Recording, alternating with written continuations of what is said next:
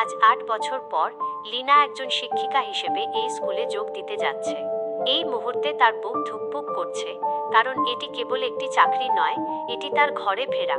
স্কুলের গেট পেরোনোর পর লীনা প্রতিটি ধাপে অনুভব করল যেন তার শৈশবের পদচিহ্নগুলো প্রতিধ্বনিত হচ্ছে।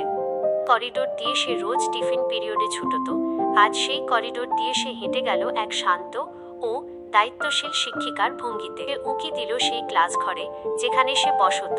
বেঞ্চগুলো হয়তো বদলেছে, কিন্তু জানালা দিয়ে আসা সকালের নরম আলো আর কাঠের গন্ধটা একই রয়ে গেছে।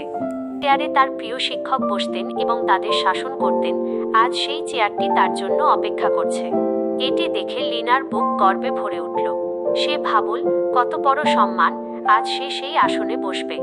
লীনা অনুভব করল, এই পথ বা এই স্কুল তার কাছে শুধু ইট কাঠের কাঠামো নয়, এটা তার জীবনের মূল ভিত্তি। শহরের আলো ঝলমলে জীবনে সে অনেক কিছু শিখেছে, কিন্তু এই পাহাড়ি পথের সরলতাই তাকে শিখিয়েছে মানুষ হতে। অফিস রুমে ঢুকে প্রধান শিক্ষকের সাথে কথা বলার সময় তার চোখ বারবার চলে যাচ্ছিল বাইরের সবুজ পাহাড়ের দিকে। সে জানত, এখানে কেবল বইয়ের জ্ঞান নয়, প্রকৃতির শিক্ষা আর মানবিকতার পাঠ দিতে হবে।